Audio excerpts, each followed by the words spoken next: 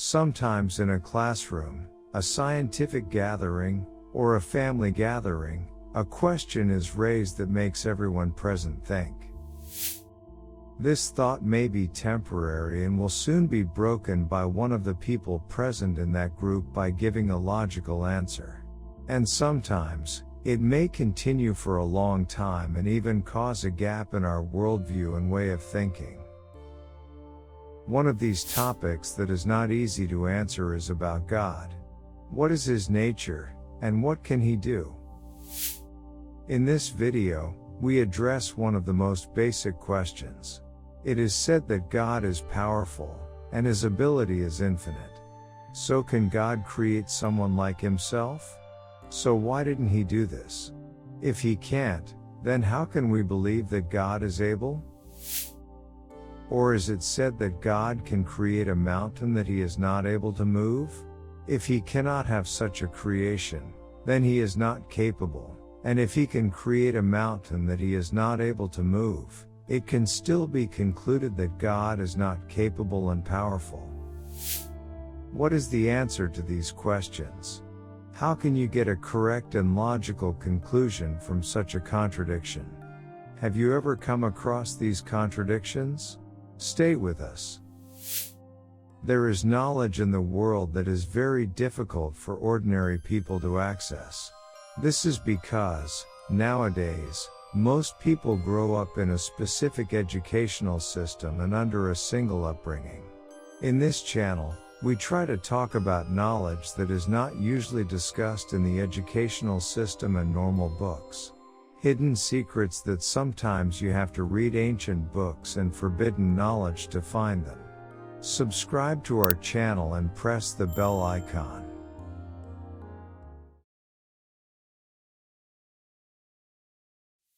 One of the attributes of God that has always been a source of wonder and mystery for us is His infinity in all fields. That God is eternal existence and will never be properly analyzed in our minds. According to new physics data, our universe came into existence 13.7 billion years ago from the Big Bang.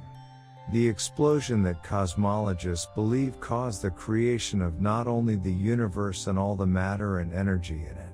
It also created time. It means that there was no time before this explosion.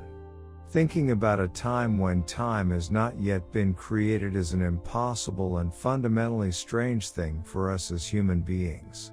Because we always use time adverbs in our conversations, we live by time and even think by time. Adverbs like yesterday, today, before, and after all refer to time. But when the time has not yet come into being, these adverbs lose their use easily. It means that we cannot ask what existed before the world. Because the word before itself is an adverb and relates to the time when time was created at all. We can extend this issue to other issues with a little more thought. It means to measure the weakness of our own human mind by thinking about these limits. For example, our human mind can't deal with the infinite size or the infinite itself. This limitlessness is as strange and unknown to us as it is scary. But back to our question, if God has unlimited ability, can He create another God like Himself? God, if created, will be eternal and will not be destroyed. Before answering this question, we must know that the history of this question and these types of questions go back thousands of years. When humanity, at least the humanity known to us, was laying the first bricks of logic and philosophy. Many forms of this question have been raised. For example, can God create a mountain that He cannot move? Can God create something that He cannot destroy? Can God fit the world in an egg if the world does not get smaller and the size of the egg does not change? The questions that were raised were examples of dozens of similar forms, all of which end in a specific contradiction. Soon we will understand that by answering one of them, it is as if we have answered all of them and the problem can be solved. First of all, we must examine all kinds of impossibilities from the point of view of logic. Logic believes that impossibilities are divided into two categories: rational impossibility and normal impossibility. The rational impossibility itself is composed of two categories: inherent and accidental. Maybe it's getting a little confusing, but with a few examples, it will soon become clear. Inherent impossible, as its name suggests, refers to things that are inherently doable and not possible at all. Like the sum of two contradictory things. For example, shadow and light or day and night. Accidental impossibilities are related to things that require the occurrence of an impossible event. For example, unexplained events can be excluded from this category. But what are normal impossibilities? In fact, these kinds of events are apparently impossible. That is, according to the laws of physics, or rather, according to the usual and known laws, it is not possible for them to happen. Like teleport.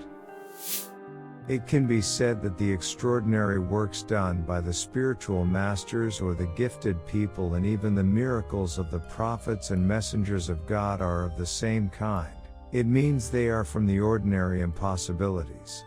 That is, they are not actually impossible. For example, the healing and treatment of a disease without special medicine or the splitting of the sea could have happened entirely according to scientific laws that we are not aware of. But what is the answer to our question? The answer here is that God's power and basically any power of anyone and anything belongs to possible events.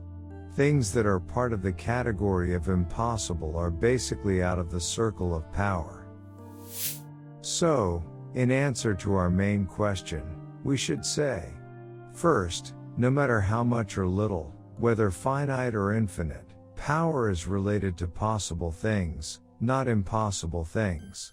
The assumption of the creation of another God who is completely similar to the one God and has the attributes of being absolute, eternal, rich, and needless, and any other kind of infinity, is nothing but inherent impossibilities.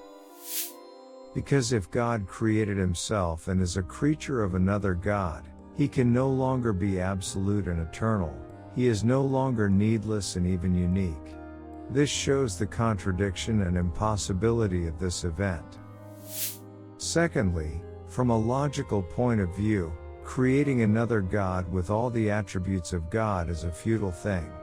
According to logic, we know that God does not do things in vain, and doing things in vain shows imperfection. So such a thing cannot be done by God.